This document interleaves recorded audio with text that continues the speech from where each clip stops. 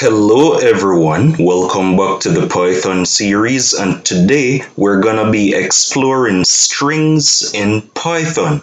So let's dive right in. So what is a string? A string is essentially plain text within our Python program. It is a data type and one of the most common types of data that we'll be working with in Python.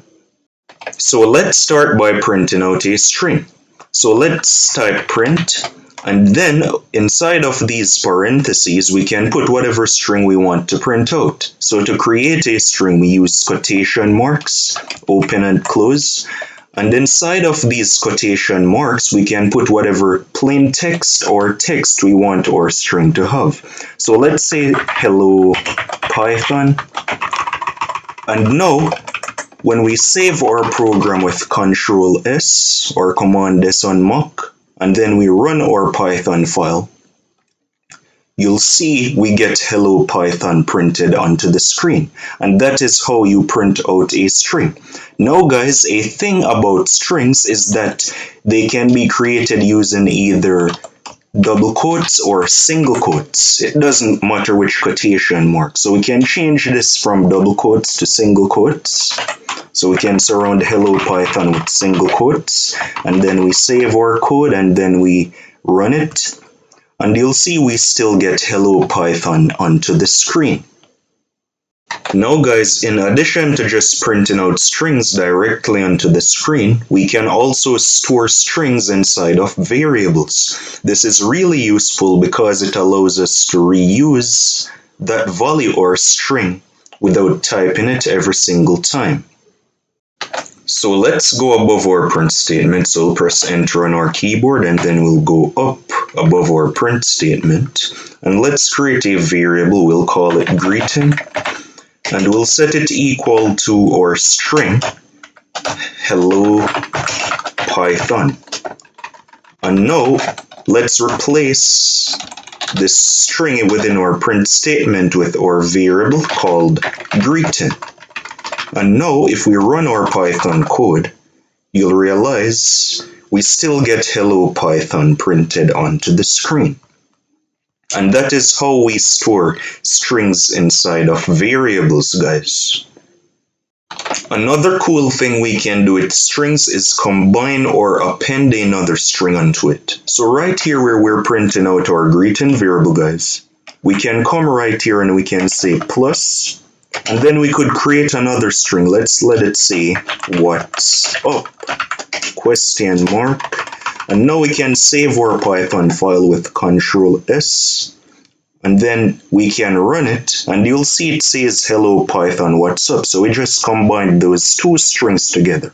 Now guys, this process is called concatenation or string concatenation in Python.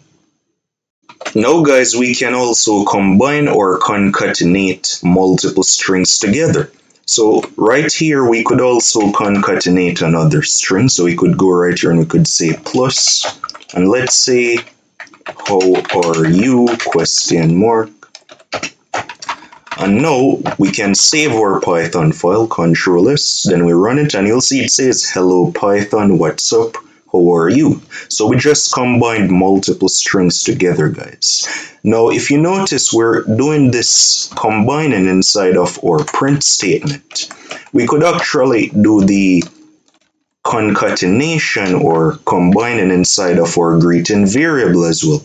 So we could come up here where we're assigning our string to our variable, and we could say plus, and then we could type what's up right here, question mark, and then we could do another plus, and then we could say space how are you, question mark. And now instead of doing this concatenation within our print statement, we can just print out our greeting variable, and you'll realize we still get the same result, hello Python what's up, how are you? And that is string concatenation, guys, the process of combining multiple strings together or appending them. Now notice how we're doing this plus or concatenation inside of our variable, guys. Another thing we could do to make this a little more cleaner is concatenate on another line using the plus equal operator. So let me show you guys that.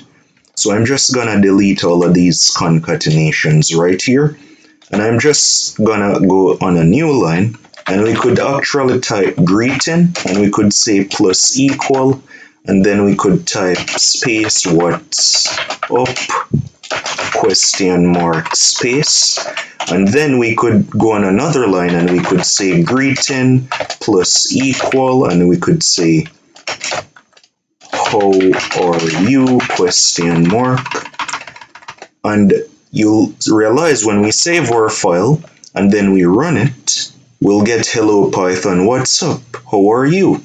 And we got the same result, guys. So those are just two ways of concatenating strings together. We can either use the plus, or we can use the plus equal operator to do it on multiple lines. And that is string concatenation in Python. Now guys, I want to show you some functions or methods that we can use with strings in Python. Now a function is essentially a block of code that allows us to perform a particular task or operation. So the first function I want to show you guys is the length function. So let's say we wanted to get the length of this string, hello Python. How we can do that? We can use the len function in Python. So we can come right here in our print statement and we can type len, and then we can type on open parentheses and a close parentheses right here, and we need to pass our greeting variable in between our parentheses for our length function, and that is known as a parameter or an argument to our length function. And now if we save our Python code and then we run it, you'll see we get the length of our string inside of our variable greeting. And it is 14 right here. So let's actually count it manually and see if that is true. So H right here, so we'll say 1, 2, 3, 4, 5, 6, 7, 8, 9, 10, 11, 12, 13, 14. So the length of our string is 14, and that is our length function. It allows us to get the length of a string in Python. The second function I want to show you guys is the lower function. So right here where we're printing out our greeting, we can do greeting.lower, and now we can type out parentheses open and close to call our lower function. And what this function will do is convert our string hello Python into all lowercase letters. So if we save our Python code and then we run it, you'll see we get hello Python in all lowercase. And that is our lower function. The third function that we can do is upper. So instead of converting our string into all lowercase, we can do dot upper. And when we press Ctrl S to save our Python code, then we run it, you'll see our string gets converted into all capital letters. The fourth function I want to show you guys is Isupper. So we can already convert our string into lowercase and uppercase. So we can also check if it is uppercase or lowercase. So if we run our Python code after we save it, you'll see it says false because our string is not uppercase. The fifth function I want to show you guys is Islower. So we can go right here and we can say .Islower, and it will actually check if our string is lowercase. So we save that code and then we run it. And you'll see we get false because our string is not entirely lowercase. Now guys, a thing about these functions is that we can use them in combination with one another. So we can go right here and we can say greeting.upper, so we can convert it to uppercase, and then we can check if it is lowercase. And if we run this Python file, we'll get false. But let's say we changed this to is upper. You'll see we'll get true, because we converted our string to uppercase and then we checked if it is uppercase. So that is true. So we can also do it like this. We can say greeting.lower.is lower. So let's do is lower, and you'll see we get true. And that is how we use our functions in combination with one another. The sixth function I want to show you guys is the replace function. So we'll say greeting.replace, and then inside of these parentheses we put whatever string we want to replace. So we say Python, and then we put the string we want to replace Python with, and let's replace it with everyone. And now, if we save our Python code, Control S, then we run it, you'll see it says hello everyone. So here it says hello everyone. So the replace function allows us to replace a string with another string. So we could also, let's say we want to replace hello with another word, let's say hey. And now if we save our code and then we run it, you'll see it says hey Python. And that is our replace function, guys. It allows us to replace a string with another string. The seventh function I want to show you guys is the index function. So let's do greeting.index, and it will accept a string. So we put a string right here, and let's put a letter, let's say H. Now the index function, guys, it allows us to find the starting position of a word or letter within our string.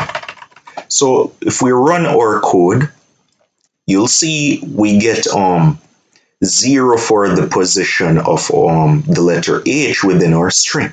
Why didn't it give us 1 for the first letter within our string? Now let me explain something to you guys. So in Python, when we're working with strings, we start counting from 0 for the starting position of our string. And then for the letter E, it would be at position 1, and then for the next letter 2, then 3, then 4, and so on and so forth for the rest of the letters. So because we start counting at 0, that is why it gave us 0 for the output. So if we type E right here, you'll see we'll get 1 for the position that it's at. Now, let's say we wanted to find the position of a word within our string. So let's type out Python, and let's run our code after we save it. So you'll see we'll get 7. And 7 is the starting position of the word Python. So if we count right here, let's say 0, 1, then 2, then 3, then 4, then 5, then 6, then 7, you'll see that Python starts at position 7. And that is our index function, guys. It allows us to find the starting position of a string within another string. Now guys, let's say we tried to find a character or word that doesn't exist within our string with our index function. So let's type something like Z, and when we save our code and then we run it, you'll realize that Python gives us an error. So it's because that didn't exist within our string. Now guys, in addition to all these functions or methods that I showed you, there are a lot more. These are just some of the most common ones that I showed you.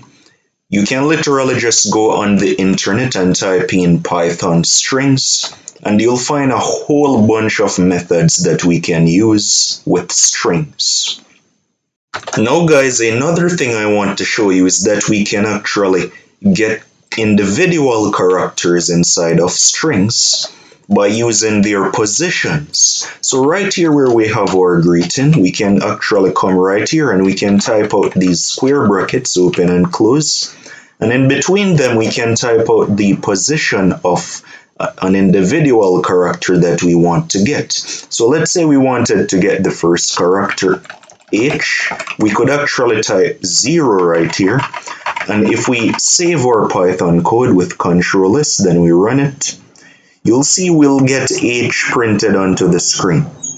And that is how we get individual characters. Now, why did we put 0 right here? That's because when working with strings in Python, we start counting from 0.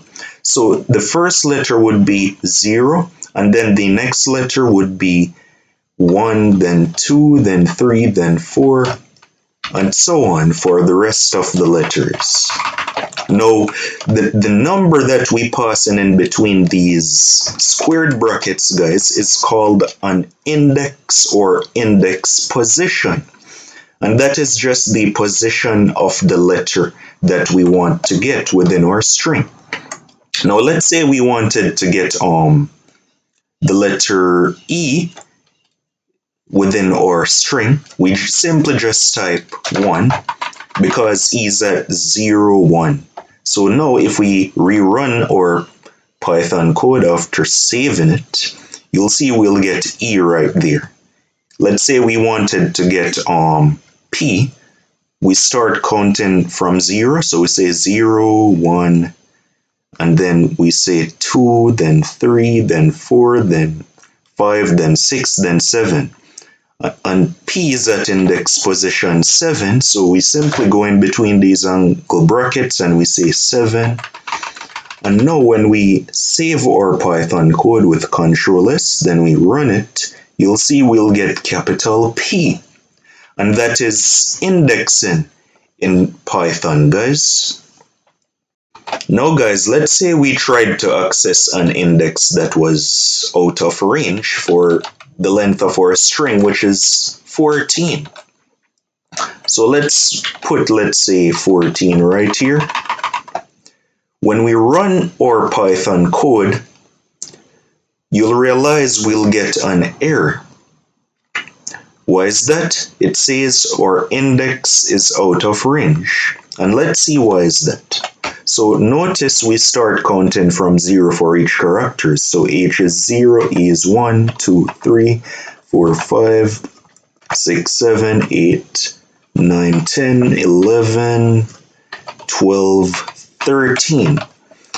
So our last index is actually 13. So if we put 13 right here, you'll realize that we will get the exclamation mark. Now that was the last character inside of our string. So anything that is greater than our last index, let's put 15 right here since it's greater than 13, you'll see we still get index out of range. So we can only access characters that are within the range of the length of our string, as you guys can see right here. And that is basic indexing. In addition to indexing, we can also get the last character of our string. So we can go in between our squared brackets and we can simply put a -1 right here. And when we run our Python code after we save it, you'll see we'll get a exclamation mark. And there it is. Now we can also do it for the rest of the characters. So right here would be -1, then -2. So if we do -2, we will get the character n. So we save our code, then we run it. You'll see we'll get n right there. Let's do it for p. So let's start counting: -1, -2, -3, -4, -5, -6, and then -7. So if we put -7 right here, and then we save our code, then we run it, you'll realize we get capital P. Now let's say we put -14. Since the length of our string is 14 characters, we should get the character H. So there we get H. Now let's say we put something that's less than -14. If we like -15, when we run our code, guys, we'll get an error, and that's because we went out of the range of the length of our string. So that is indexing in Python, guys. So you guys just learned the basics of working with strings in Python. I hope you all learned something valuable. Don't forget to smash the like and subscribe button. Thank you guys for watching, and I'll see you in the next episode.